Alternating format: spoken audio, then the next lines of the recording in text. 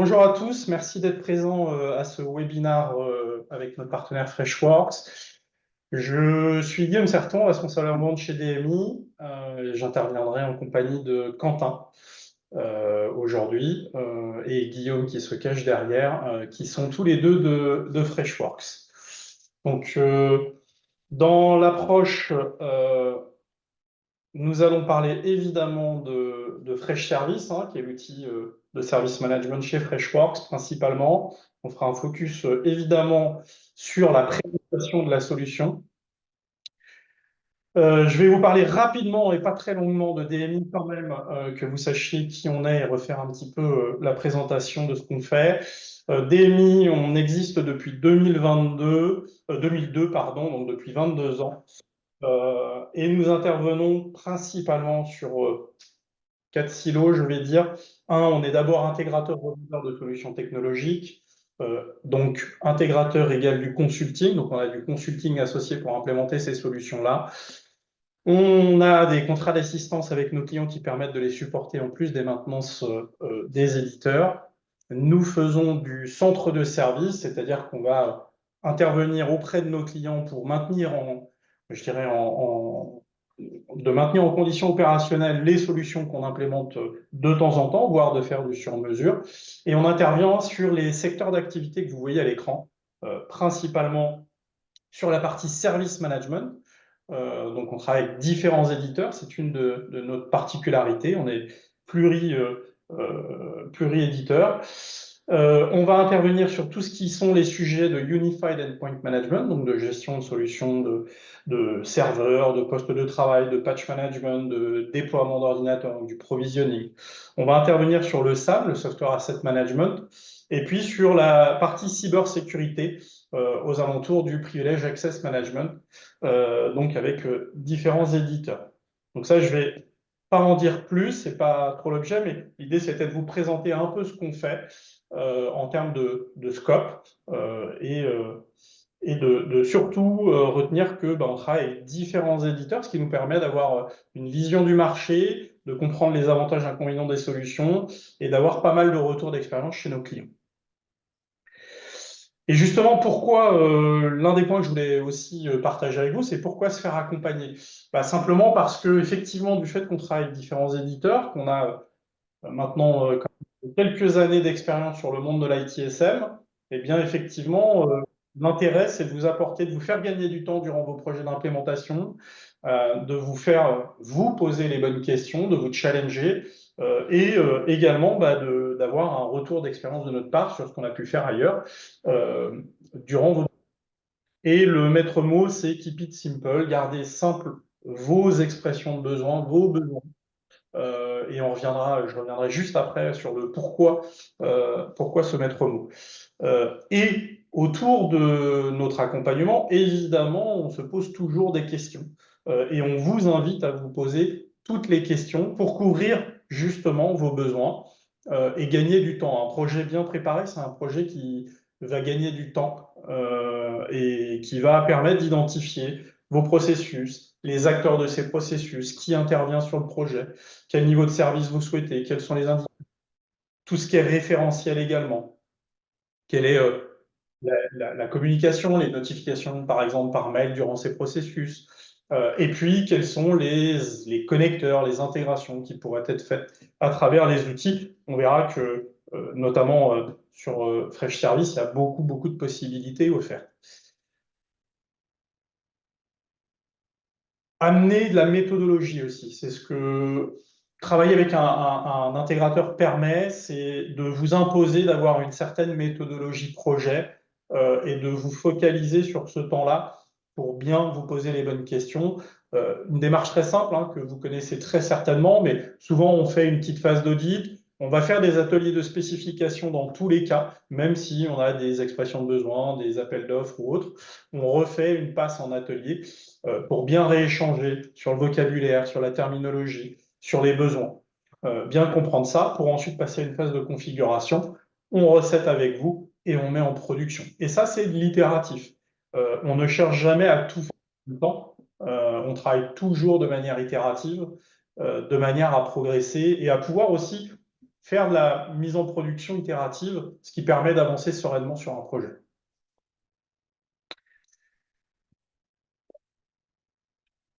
Et après, un projet d'implémentation. Parce que un projet de service management, ça ne s'arrête pas à T0. Enfin, ça démarre à T0, mais ça s'arrête quasiment jamais, en fait. Parce que on le voit bien chez nos clients aujourd'hui, il y a toujours de nouveaux besoins. Il faut se poser des questions d'évolution. Il faut intégrer de nouvelles équipes. Bien souvent, on démarre parfois par des équipes IT, ce qui est d'ailleurs un peu moins fréquent ces derniers temps. On intègre souvent des projets métiers, je pense aux services généraux, RH, à la finance ou autres. Et donc, peu importe par quoi on démarre, dans tous les cas, après, il faut intégrer d'autres silos dans la solution. L'une des raisons principales, c'est le ROI, hein, évidemment. Et toujours se poser des questions, donner aux utilisateurs de la solution des capacités à remonter des problèmes liés à l'usage de la solution, à des souhaits d'évolution, optimiser la solution, faire un peu de veille aussi. C'est ce qu'on apporte aussi en tant qu'intégrateur, c'est cette information sur les nouveautés produits. Freshworks est une solution SaaS, Fresh Service en l'occurrence, mais toutes les solutions. Ça évolue vite, il y a des releases quasiment tous les mois et donc il faut se tenir informé pour soit décider d'intégrer de nouvelles fonctionnalités disponibles, soit ne pas le faire et le décaler ou ne pas le mettre en œuvre. Mais en tout cas, il faut se poser des questions sur ces évolutions et les suivre. Donc tout ça, c'est ce qu'on amène. Et puis évidemment de l'accompagnement itératif sur des projets, de nouveaux projets d'intégration. Et l'une des plus grandes questions de ces derniers temps et dans les discussions qu'on a avec nos prospects et nos clients, je vous ai mis cette capture-là parce qu'elle m'a semblé très intéressante. C'est du Forrester de décembre. Ils ont posé une question et qui en dit long. Et Quentin aura l'occasion de reparler de ça. Quel est le challenge finalement sur les plateformes aujourd'hui d'ITSM et d'Enterprise Service Management? On voit étonnamment, hein, c'est la complexité des plateformes. Il y a beaucoup de solutions sur le marché, beaucoup d'acteurs, alors de moins en moins quand même, mais il y a pas mal d'acteurs. Et on le voit bien aussi avec nos clients, la complexité des plateformes fait que c'est complexe à intégrer et à maintenir, pour vous comme pour nous d'ailleurs. Et la prise en main de ces solutions, et c'est un souhait, et c'est ce qu'on entend beaucoup de la part de nos clients, de nos prospects, c'est d'être en capacité de ne pas nous solliciter tout le temps en tant qu'intégrateur, et c'est aussi ce qu'on souhaite finalement, c'est d'intervenir sur de l'expertise et que vous soyez autonome sur l'évolution aussi de ces solutions. Et la complexité des plateformes va quelque part à l'encontre de ça. Et donc, la demande, elle est assez simple, c'est comment optimiser le ROI d'une plateforme et comment trouver des solutions simples à maintenir. On verra que Fresh Service y répond et je laisserai justement la parole à Quentin pour avancer sur la suite. Parfait, merci Guillaume pour cette introduction. Donc, bonjour à toutes et à tous, je suis Quentin Agnan, Lead Solution Engineer chez Freshworks. Pour ma part, donc, j'accompagne les partenaires, comme ici DMI, justement, dans la découverte pour leurs prospects de nos produits et services, tout simplement. En résumé, donc, que dire déjà de Freshworks? On est une société qui a été créée en 2010 sous le nom initialement de Freshdesk, qui a changé de nom, donc, parce qu'on a étayer donc bien sûr le nombre de nos applications au fur et à mesure du temps. Donc aujourd'hui, nous nous appelons Freshworks, introduction en bourse au Nasdaq en septembre 2021. Plus de 65 000 clients. On va retrouver notamment des références telles que Netflix, Disney, etc. Donc quand même des acteurs majeurs justement dans le domaine de la relation client et qui ont aussi des besoins sur le périmètre de l'IT. Et plus de 5000 collaborateurs de par le monde, donc initialement société indienne, aujourd'hui société américaine. Je te laisse passer à la slide suivante, Guillaume. Alors, donc effectivement, les attentes de nos utilisateurs, elles sont simples. Aujourd'hui, sur le marché, c'est Guillaume, la problématique que rencontrent le plus nos clients, c'est avant tout donc la complexité des plateformes. Donc nous, on est parti de ce constat pour faire une plateforme qui est 100% SaaS et qui s'administre par des principes de drag and drop sans code ou en tout cas avec du low code. C'est-à-dire que vous pouvez absolument tout paramétrer sans mettre les mains dans le cambouis, si je puis dire. Si vous avez besoin de faire un peu d'API, etc., évidemment, c'est possible, mais de base, vous pouvez tout réaliser sans cela. Une chose aussi, bon, c'est pas forcément ce qui fait le plus plaisir à nos partenaires en général, mais qui enchante un peu plus nos clients, c'est le principe du temps de déploiement projet. C'est-à-dire que globalement, un projet Fresh Service, vraiment, si on doit parler des plus gros projets monde qu'on a eu jusqu'à maintenant, c'est peut-être 6 mois de déploiement de temps projet et pas à 100% de charge. Lorsqu'on est donc sur un projet, on va dire de taille classique, un Fresh Service peut déjà se mettre en place, par exemple, immédiatement. Vous pouvez le tester sur notre site internet. Vous avez 2 semaines d'essai. Il est prêt à l'emploi. Vous avez des pré-catégories, un pré-catalogue de services. Vous pourriez tout à fait le mettre comme ça dans l'environnement IT de votre entreprise. Ceci dit, évidemment, en termes de déploiement, on va dire que sur des projets classiques en taille standard, en 2 mois, vous avez un centre de service qui peut être déployé justement et répondre aux attentes de l'entreprise. Et puis surtout, donc une interface moderne et professionnelle, ça c'est quand même voilà, aussi une des complexités. Aujourd'hui, vous avez pas mal d'outils qui sont quand même plutôt usines à gaz, des interfaces qui ne sont pas forcément très simples à prendre en main, des formations de personnel voilà, qu'il va falloir, même du personnel dédié qu'il va falloir avoir pour l'administration des solutions. Ça, c'est terminé en fait. Globalement, vous avez un outil SaaS, les mises à jour sont faites toutes seules. Vous n'avez pas besoin d'aller voilà, déployer les mises à jour, de faire des tests de configuration ou autre. Tout est fait comme votre suite, par exemple Google Workspace ou Microsoft 365. Vos applications sont automatiquement mises à jour. C'est des applis SaaS et votre configuration est maintenue. Alors, sur la slide suivante, on va parler donc très rapidement de l'écosystème de solutions. Donc, on a 2 briques aujourd'hui qui existent côté Freshworks. La première donc, pour satisfaire les besoins clients et l'autre pour les collaborateurs. Donc, dans un premier temps, vous avez, donc, comme je vous le disais, notre produit phare, notre produit star qui est Freshdesk. Nous avons donc complété avec des suites CRM, donc Fresh Sales et Fresh Marketer, qui sont donc dédiés au CRM et au marketing.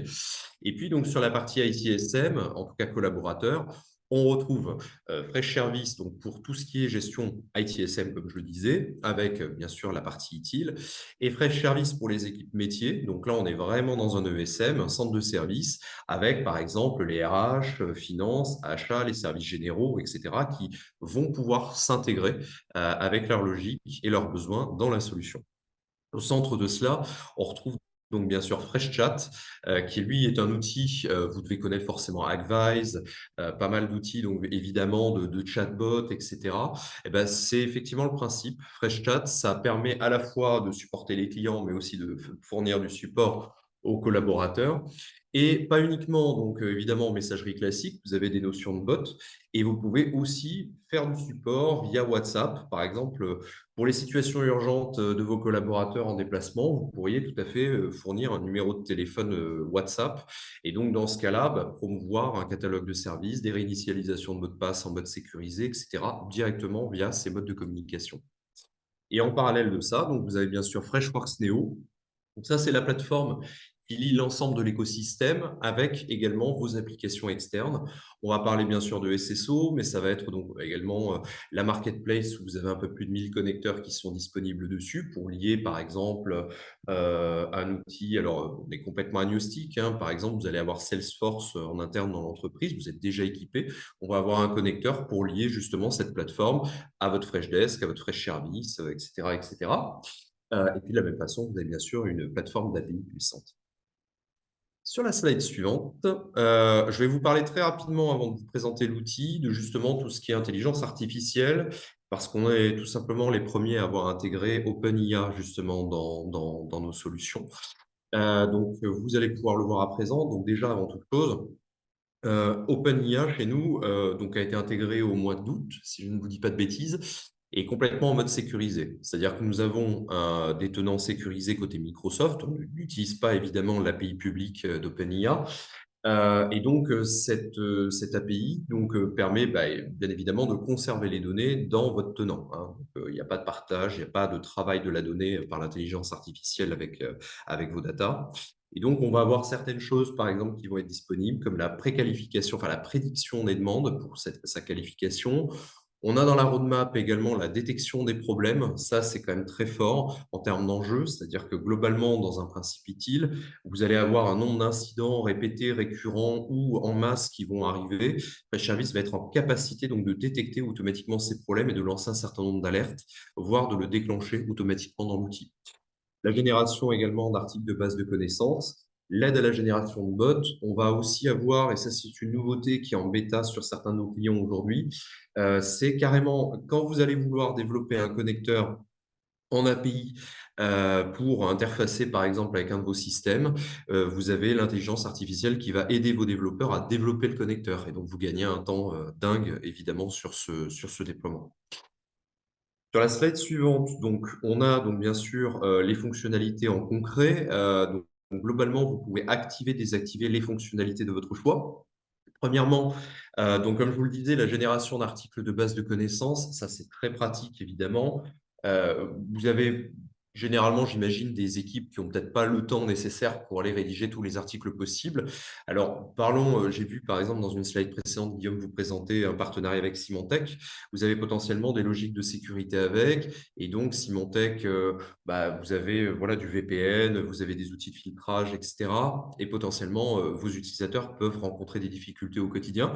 Vous allez mettre par exemple erreur Intel Symantec dans la base de connaissances et notre intelligence artificielle va rechercher le contenu et créer l'article de base de connaissances correspondant à ce code erreur. Et donc, ça permet aux utilisateurs forcément de s'auto-assister, mais aussi d'éviter, bien sûr, d'ouvrir des tickets. Suggestion de réponse. Là, vous allez carrément avoir l'intelligence artificielle pour les agents qui va créer une réponse basée sur votre base de connaissances et donc, en conséquence, avoir donc toujours une relation humaine avec eux et basée aussi sur leur niveau de connaissance. Le générateur de résumé de tickets, ça c'est extraordinaire parce que concrètement, vous allez avoir peut-être 10 échanges à l'intérieur d'un ticket et forcément, les agents, pas forcément la plus grande des motivations pour aller résumer tous les échanges qui ont eu lieu. Vous cliquez, le résumé se fait instantanément. Et vous allez avoir donc bien sûr des statistiques en mode conversationnel, c'est-à-dire poser des questions à l'IA pour dire par exemple combien de tickets j'ai reçus la semaine dernière, etc. Et alors sur Teams et Slack, deux choses qui sont particulièrement importantes. La première, un centre de support. Donc, on va converser comme avec un humain sur Teams ou Slack avec justement le bot pour lui poser n'importe quoi comme question. Et l'IA va donc faire en mode assistance comme s'il s'agissait de vous. Est-ce que vous avez testé, par exemple, alors je vous donne un exemple tout bête, mais vous avez dû déjà l'entendre en appelant votre opérateur, mais est-ce que vous avez déjà redémarré votre box? Bon, ça en conséquence, en fait, étape par étape, l'IA va poser les questions et créer le diagnostic pour l'utilisateur. Et enfin, le mode multilingue, ça c'est pas mal aussi, c'est-à-dire que vous allez créer votre base de connaissances, par exemple en français, mais vous avez des utilisateurs qui sont aux quatre coins du monde. Automatiquement, via Teams et Slack, toute cette assistance va être proposée, basée sur votre base de connaissances dans toutes les langues supportées par OpenIA. Donc ça, c'est plutôt pas mal aussi, avec une traduction vraiment fiable. Sur la slide suivante, donc ces expériences automatisées, vous pouvez les plugger. Donc là, on a Slack. Vous pouvez les plugger, par exemple, sur des channels publics. Exemple, vous avez ici Helpdesk. La personne va dire, voilà, j'ai bloqué mon ordinateur ou j'ai plus accès, etc. Est-ce que quelqu'un peut m'aider? Le bot va automatiquement proposer sur des canaux publics un item du catalogue de services et donc potentiellement une réinitialisation de mot de passe qui va être générée automatiquement. Ça, c'est les choses, en tout cas, que vous pouvez proposer et qui évite ainsi d'avoir des humains derrière pour qu'au moins ils puissent se concentrer vraiment sur les tâches à valeur ajoutée, par exemple, certaines typologies d'incidents, les problèmes, les changements, les mises en production, pour ne citer que, bien sûr. Dans la slide suivante, je crois qu'on passe, voilà, tout simplement à la démo. C'est plus simple. Donc, je vais prendre le relais sur la présentation. Alors, je vais juste vérifier que tout est bon. Je pense que là, normalement, vous voyez mon écran à présent. Tu me confirmes, Guillaume? On est tout bon. Super. Alors, dans le principe, donc Fresh Service, avant toute chose, pour faire une brève introduction, je vous ai parlé très rapidement de Teams, Slack, etc. Donc, vous avez bien sûr les fonctionnalités de ce portail qui existent via ces canaux de conversationnels.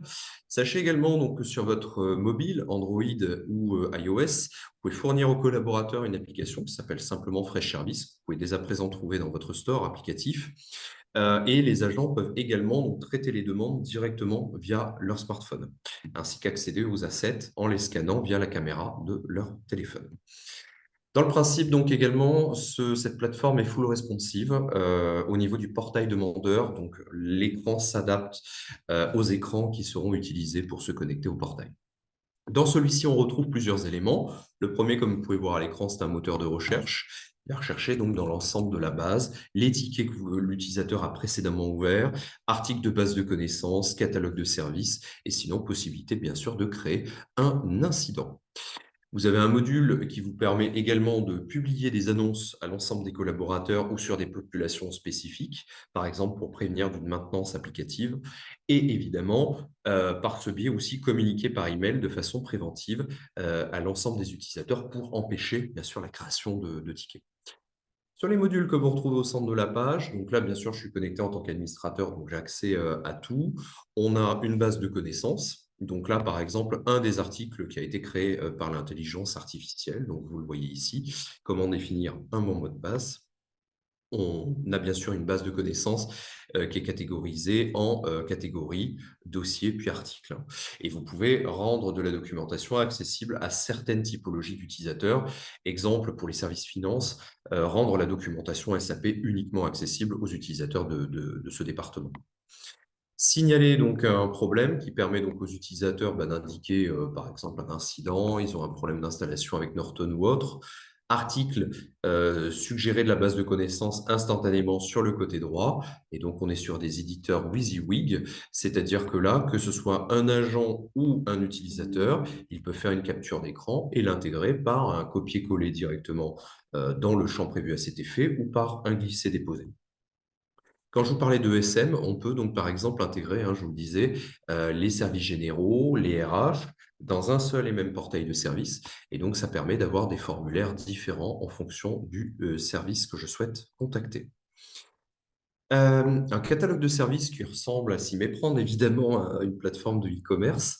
Vous le retrouvez ici. Donc, vous avez quelques exemples qui sont automatiquement fournis dans la solution. Donc, ici, par exemple, des fournitures d'ordinateurs, des installations de PC. Et puis, vous pouvez avoir bien sûr donc des formulaires additionnels, des demandes d'informations complémentaires, comme par exemple ici sur voilà, par exemple du voyage, vous allez avoir par exemple un formulaire plus complet pour émettre la demande. Bien sûr, ça, ce sont des exemples fournis par défaut dans la solution. Vous pouvez les personnaliser, les supprimer, en créer autant que vous souhaitez.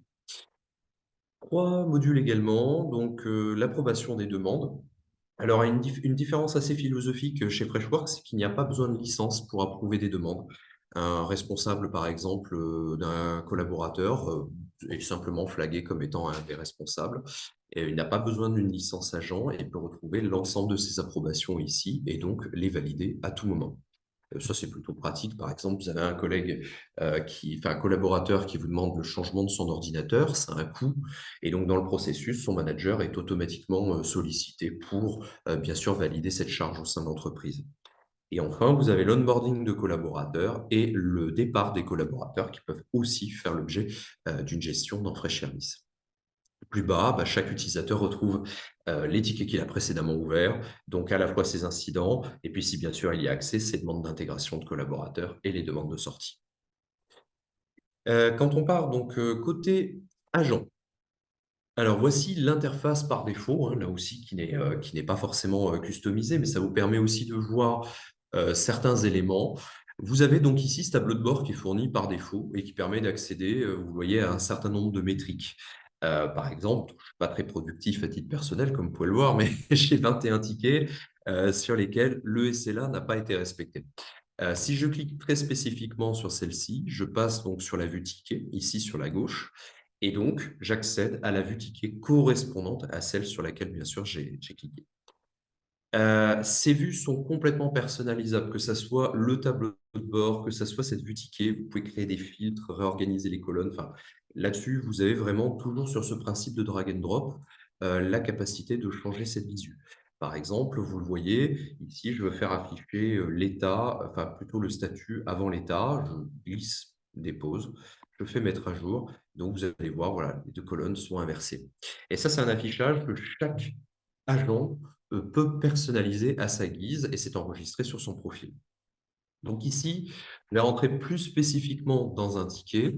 Vous avez donc ici le résumé de la demande, je vous en ai parlé tout à l'heure, qui est généré automatiquement. Vous avez la description, donc l'objet, le premier message qui a été émis par l'utilisateur. Et enfin, en mode conversationnel, donc comme tout ce que vous pouvez retrouver dans le cadre d'une discussion par email avec un collaborateur. Euh, Là-dessus, bien sûr, donc des fonctionnalités très standards, répondre, ce qui permet donc d'adresser aussi par email la réponse à l'utilisateur. Transférer, ça va vous permettre de faire intervenir une tierce partie qui n'a pas, bien sûr, de licence sur la solution. Exemple, un support externe, support de Microsoft, support de n'importe quel autre prestataire, par exemple, que vous allez utiliser au sein de l'entreprise. Ajouter une note pour mettre une note privée ou publique dans ce ticket, la note privée étant bien sûr inaccessible à l'utilisateur sur son portail. Et enfin, un module de discussion qui permet de dialoguer comme voilà, par chat avec les utilisateurs, les agents, bien évidemment, sur la solution. Lorsqu'on parle donc bien sûr de centre de support, on retrouve sur la droite donc tout ce qui est notion de SLA. Donc vous voyez, le ticket n'a pas été résolu depuis un mois et une semaine. Donc il faudrait peut-être effectivement s'activer un peu plus là-dessus. On peut mettre bien sûr donc des alertes. Vous avez toutes les informations sur le demandeur. Donc là, ici, on n'a que l'adresse mail, mais vous pourriez avoir le département, la localisation de celui-ci afin de traiter plus efficacement la demande. Et enfin, donc là, vous avez une visu sur les assets qui sont détenus par l'utilisateur. Vous pouvez bien sûr replier et déplier à tout moment cet affichage. Plus bas, les fonctions de collaboration. Par exemple, ce ticket pose question parce vous avez peut-être une suspicion d'incident général ou une suspicion de déclenchement de problème. Et bien ici, en cliquant sur Nouvel email, sur Slack, vous pouvez aussi lier Zoom, etc., vous allez instantanément communiquer avec les personnes en charge de ce ticket, donc l'équipe, pour leur demander leur avis, par exemple, et une consultation auprès d'eux, afin de savoir quelles sont les suites à donner. Donc là, vous avez juste à faire ça. Vous cliquez sur Commencer un nouveau et ça intègre dans la conversation automatiquement les personnes avec le lien vers le ticket. Et dans les propriétés, évidemment, vous pouvez donc lier ici, personnaliser bien sûr donc l'ensemble de ces propriétés pour faire des statistiques, changer l'attribution envers une équipe, mettre par exemple la qualification de la demande, etc., etc. Bref, là-dessus, ici vous avez par exemple hardware, computer, etc., etc. Donc vous pouvez bien sûr changer et personnaliser ces propriétés à tout moment. Enfin, plus bas, vous avez deux modules. Le premier qui est la saisie de temps. Elle peut d'ailleurs être automatique, c'est-à-dire que dès que l'utilisateur va se connecter à un ticket, automatiquement un compteur va commencer à incrémenter une durée de traitement pour l'agent et de temps passé sur celui-ci. Vous pouvez sinon saisir manuellement ou faire un déclenchement manuel de ce timer. Et vous allez avoir aussi toutes les intégrations possibles de Freshservice avec vos outils tiers qui apparaîtront donc plus bas. Ici, vous avez une intégration avec Freshdesk, par exemple. Mais ça pourrait très bien être, comme je vous le disais précédemment, avec Salesforce, avec SAP. Même, on a des clients qui font des intégrations avec SAP. Bref, toutes ces intégrations sont bien sûr possibles et seraient listées ici si elles ont un lien avec les tickets. Quand on parle de résumé donc de tickets, je vous le montre, voilà, je le supprime. Je vais vous le montrer ici. Alors, c'est pas l'exemple le plus probant parce que niveau conversation dans le ticket, il n'y a pas grand-chose. Vous voyez ici, automatiquement, le résumé a été automatiquement créé. On retrouve étape par étape ce qui a été fait avec l'utilisateur. Et donc, j'ai plus qu'à cliquer sur sauvegarder. Mon résumé de ticket a été, comme vous le voyez, automatiquement généré. Je n'ai pas d'autre action à faire et je pourrais voilà, l'envoyer vers une autre personne ou vers une autre équipe, comme ici. Donc là, vous voyez, on a quand même aussi ces notions de gain de temps sur la productivité des agents au quotidien. Alors évidemment, dans une plateforme IT, enfin une plateforme même, un centre de service de manière générale, vous pouvez lier des assets justement à cette demande. Donc par exemple, l'utilisateur vous indique qu'il a des difficultés avec son PC pour faire du reporting et savoir, par exemple en fin d'année, vous êtes passé de Dell à HP et vous trouvez que voilà, vous avez un tableau de bord qui vous permet de voir aussi s'il n'y a pas eu une hausse des incidents depuis que vous avez fourni du matériel HP. Et donc, vous pourrez, par exemple, sortir le nombre d'incidents par asset, par marque, donc constructeur, et aussi le coût que ça représente, parce que vous pouvez bien sûr intégrer ces notions de coût de réparation au niveau des assets, et donc vous sortir bien évidemment toutes ces informations à l'instant voulu. les services impactés qui vous permettent également de mentionner quels sont les services internes de la société qui sont impactés par les incidents rencontrés par les utilisateurs et ainsi aussi faire de la statistique forcément plutôt intéressante à ce sujet en fin d'année pour définir des actions justement correctives. Dans le principe également, donc vous disposez de plusieurs éléments, donc la gestion des problèmes, la gestion des changements et les releases mises en production. Je ne vais pas passer un temps important dessus parce qu'en termes d'interface, on est bien évidemment sur quelque chose d'assez similaire, sauf que les logiques évidemment sont différentes. Euh, donc globalement, ces modules sont compris, si je ne vous dis pas de bêtises, à partir du niveau pro. Vous pouvez donc gérer l'ensemble de ces cycles directement dans la solution, avec bien sûr les équipes mentionnées dans celle-ci qui peuvent travailler de façon collaborative. Bien évidemment, un incident peut être lié à un problème ou un changement ou lui-même faire l'objet d'une déclaration. Et vous pourriez, par exemple, donner aussi le pouvoir aux key users dans la société, exemple des utilisateurs SAP, de pouvoir simplement déclencher des demandes de changement depuis le catalogue de services qui seront donc soumises bien sûr à un CAB pour pouvoir ensuite intégrer ces modifications dans SAP. Ça, c'est un des cas d'usage qu'on voit le plus souvent. Euh, pour aller vraiment sur les fonctionnalités clés de la solution, parce qu'on n'a qu'une heure, comme vous le savez, je vais vous parler de la CMDB. Cette CMDB, elle intègre plusieurs notions. La première, c'est bien sûr les assets de type matériel, donc on va le voir tout de suite. Mais on a donc également les principes, vous l'avez vu dans le menu, de cloud, donc vos ressources SaaS, par exemple, PaaS, etc., qui sont dans le cloud. Et vous avez donc aussi vos applications on-premise et SaaS. Alors ici, pour intégrer directement donc, ces assets de type matériel, je vais vous montrer par exemple ici le PC d'Andreas. Ici, vous avez donc ce PC. À l'intérieur, vous avez une gestion d'étiquettes, soit au format QR code, soit au format code barre classique. Et vous pouvez bien sûr importer, lors d'un changement d'outil, ces assets tags, hein, ces balises, dans la solution. L'intérêt que ça a d'avoir cette gestion d'assets regroupés bien sûr dans Fresh Service, c'est que vous pouvez aussi définir une matrice de priorité. Et donc, ces assets, s'ils sont liés à des tickets incidents, peuvent rehausser la priorité de la demande. Un exemple tout bête, un utilisateur vous indique qu'il n'arrive pas à accéder à une application. Vous vous rendez compte en tant qu'agent que cette application est hébergée sur un serveur où il y a SAP. Et donc, SAP, il y a quand même un impact plus significatif en général dans les entreprises. Donc, cette machine a un impact fort. Globalement, quand vous allez lier cette machine, cet asset sur la demande incident, automatiquement, votre urgence, la priorité du ticket va être rehaussée, dans le sens où tout simplement, cette machine a un impact fort sur les systèmes informatiques. Et donc, de façon aussi visuelle, vous pouvez lier les assets. Alors là, vous avez quelque chose de pas tout à fait correct, très cohérent hein, à l'écran, comme vous pouvez le voir. Mais globalement, vous pouvez très bien définir que ce serveur a des dépendances avec des services internes de la société ou bien des applications métiers. Et donc ça vous permet donc d'avoir une cartographie immédiate et de prévenir les utilisateurs, les services concernés qui a aujourd'hui donc un incident sur telle machine et donc une disponibilité applicative, par exemple. Sur chaque machine, lorsqu'elle est scannée, par exemple, par notre outil, donc soit par le déployé sur les postes, par exemple dans le cas d'une GPO, ou la sonde que vous pouvez déployer sur votre environnement informatique, vous allez remonter aussi les applications installées sur les machines.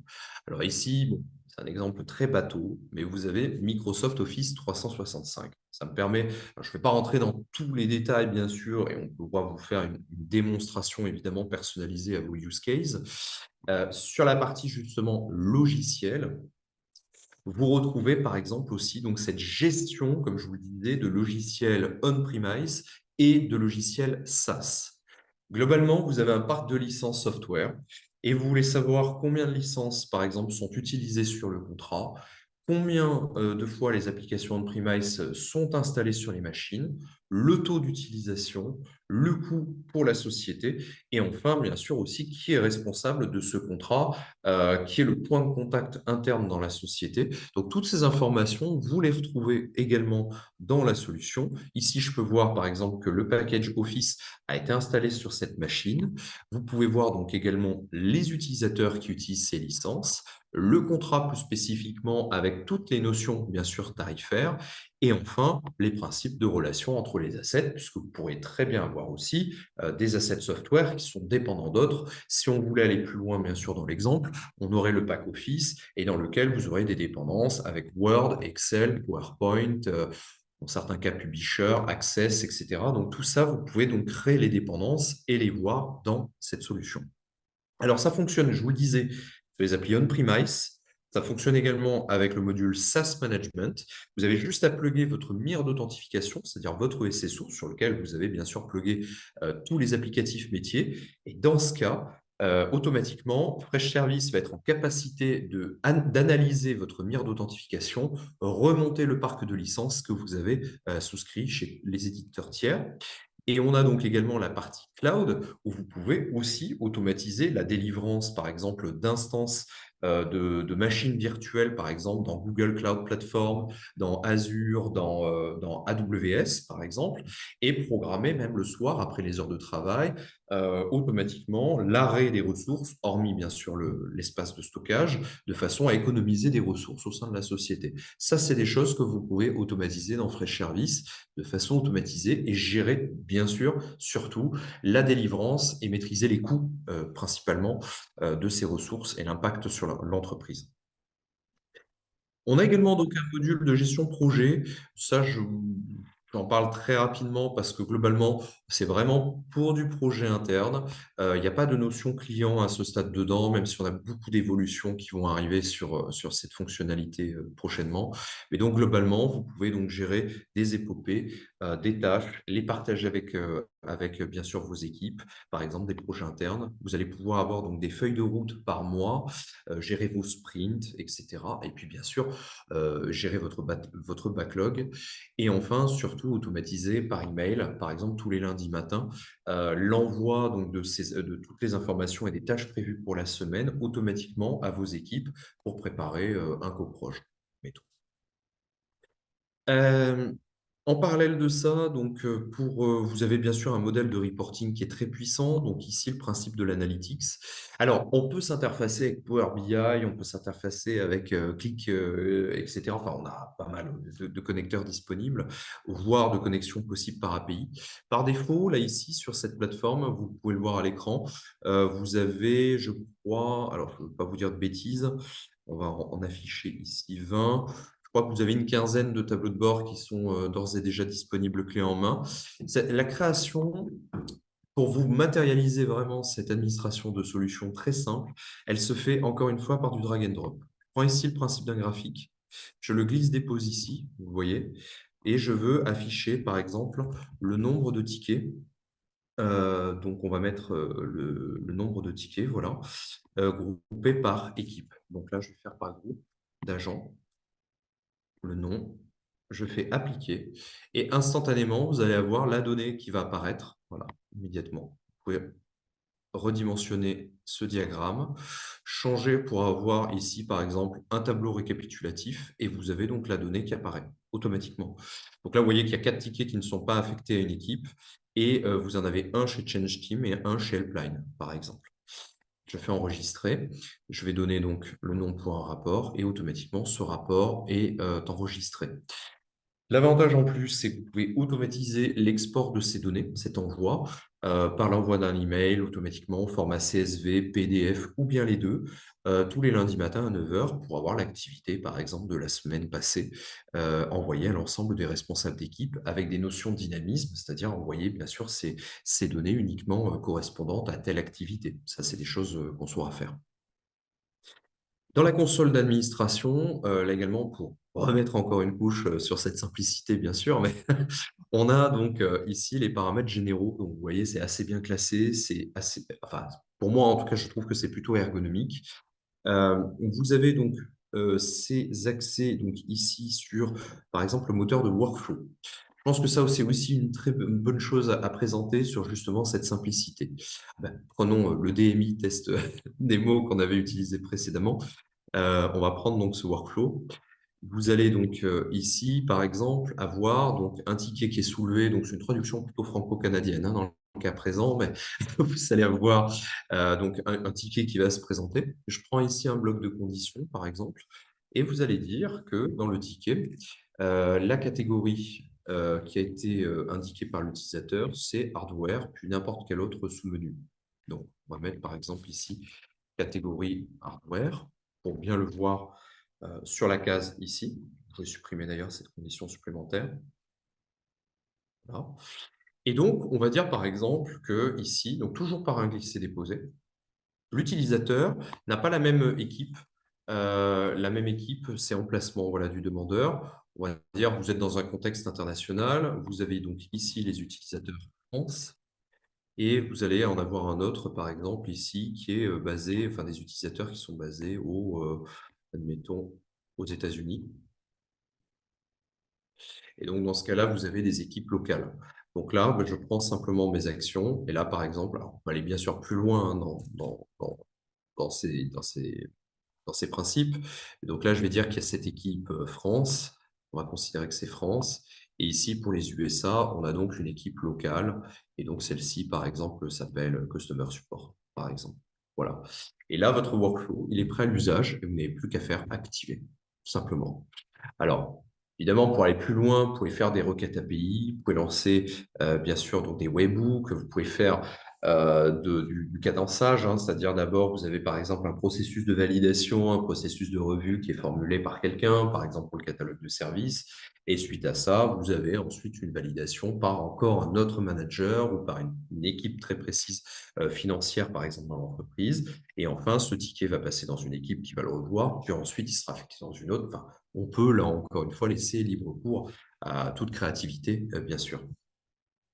En parallèle, bien sûr, si vous souhaitez tester, parce que là, vous voyez, moi, je fais des modifications comme ça sur cet environnement, vous avez un environnement de sandbox qui se déploie en un clic. Hein. Donc là, par exemple, le bac à sable, vous avez juste un clic à faire, donc bien sûr uniquement sur les instances payantes.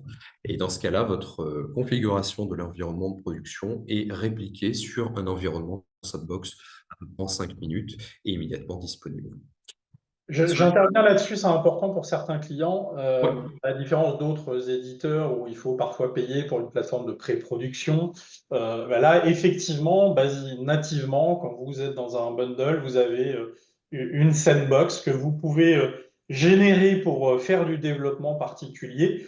Vous allez faire du paramétrage en sandbox et derrière, une fois que vous validez ce paramétrage, vous pouvez le publier en production. Votre sandbox s'arrête et vous êtes en production avec les modifications que vous auriez testées. Ça permet d'avoir de l'itération et de faire des sprints de paramétrage de manière assez efficace sans pour autant avoir des coûts liés à des environnements de pré-production, développement, etc. Je crois ça va arriver ou c'est déjà arrivé, c'était pas le cas il y a quelques mois, d'avoir plusieurs sandbox. Il y avait des sujets en cours. Mais voilà, ça c'est vraiment intéressant en tout cas à ce niveau-là. Et alors pour illustrer donc effectivement aussi cette simplicité d'administration, je vous présente juste là l'administration par exemple du formulaire incident. Alors évidemment, vous pouvez avoir des règles spécifiques selon les typologies de tickets, selon les populations qui écrivent, etc. L'administration, vous le voyez, se fait par un principe de drag and drop. Donc le menu en général qui est le plus simple, c'est ici un champ dépendant, donc un champ multiniveau. Je vais l'appeler par exemple, vous voyez ici niveau 1, niveau 2, et niveau 3. Je peux donner un autre nom, bien sûr, auprès des utilisateurs. Et donc là, vous voyez, je vais faire niveau 1. Je retourne à la ligne, je fais une tabulation. Niveau 2, je fais deux tabulations. Niveau 3.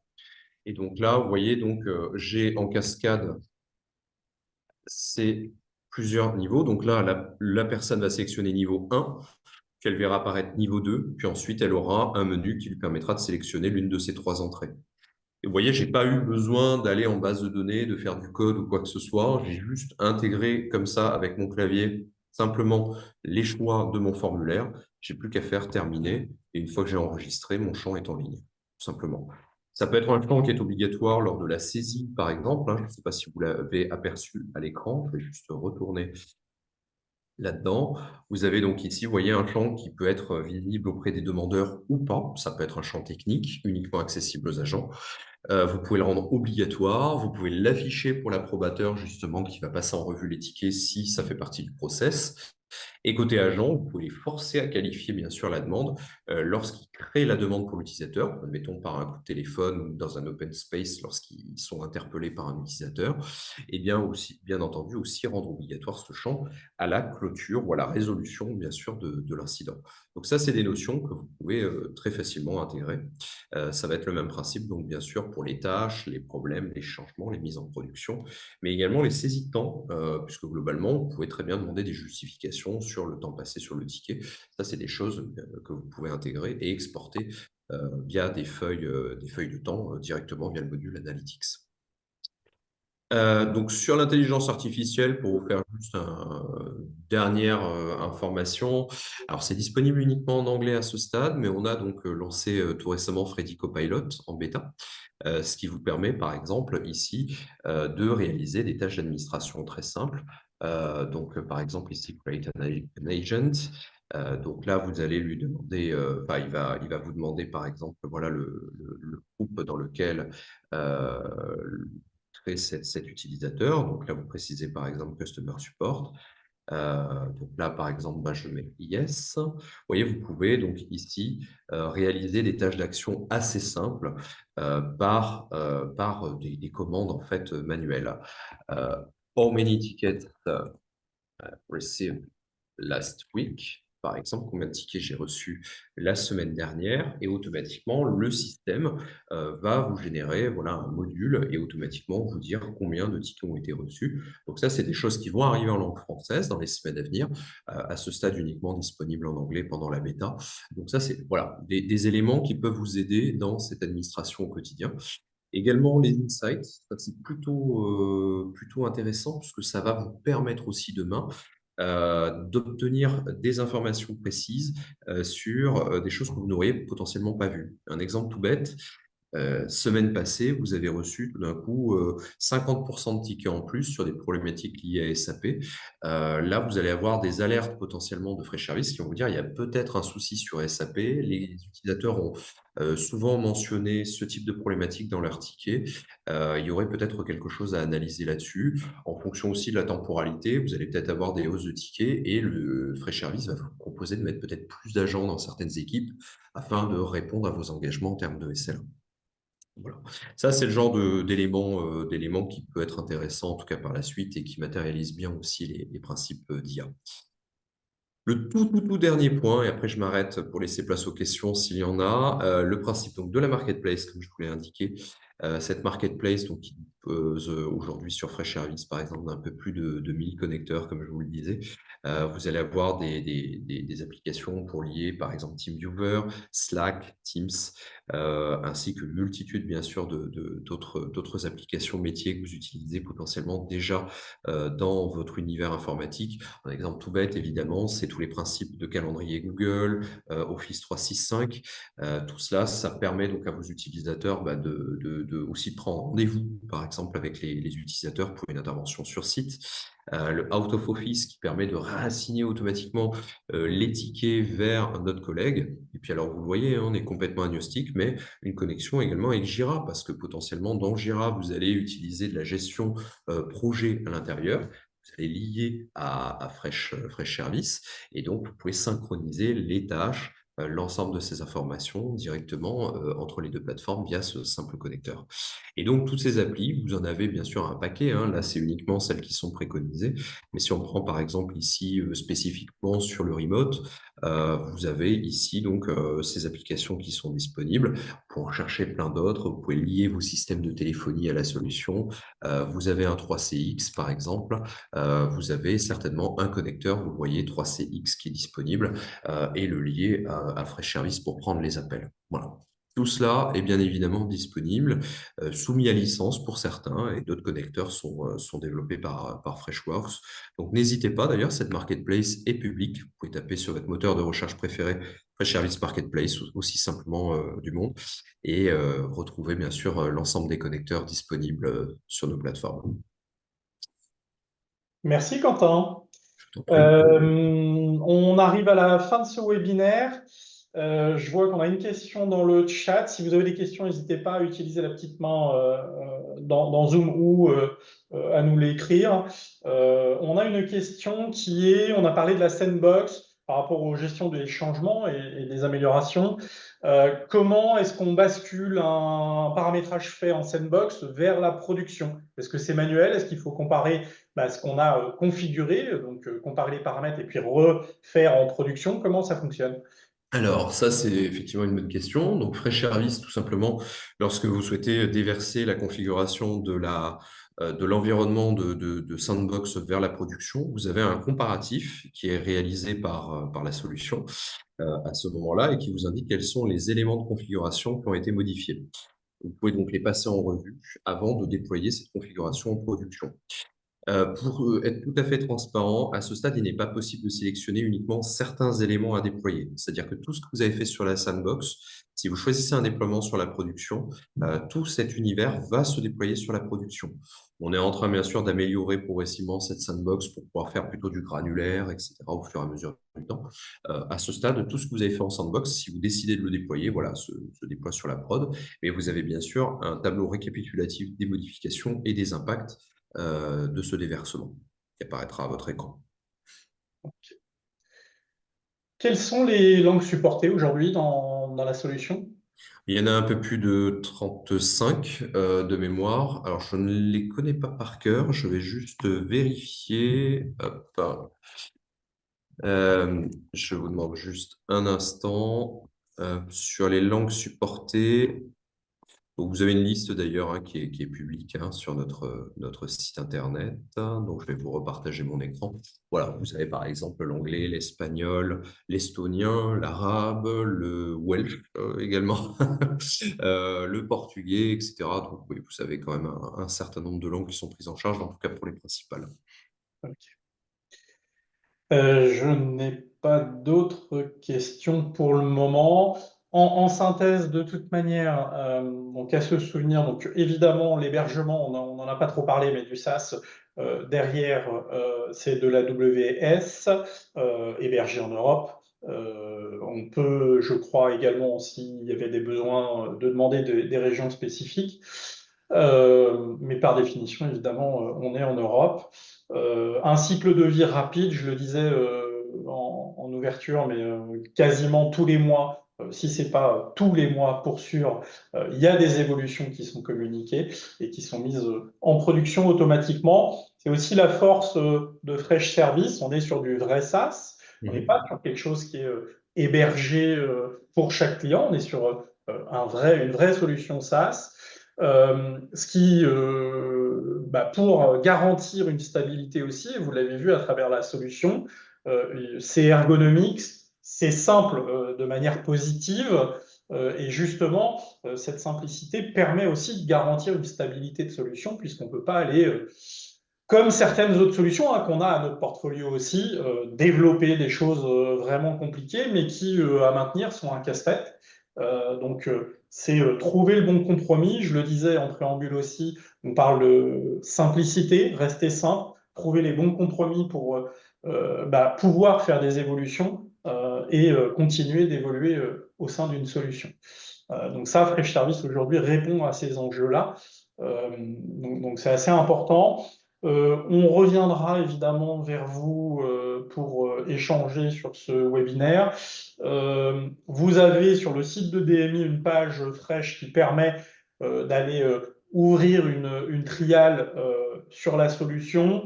Vous verrez, il y a une note particulière, une trial, Quentin l'a dit, elle est ouverte pour 15 jours, donc il faut bien, idéalement, échangeons ensemble pour voir les enjeux, etc., et profiter de cette période pour en faire du positif et que vous ayez bien les bonnes informations.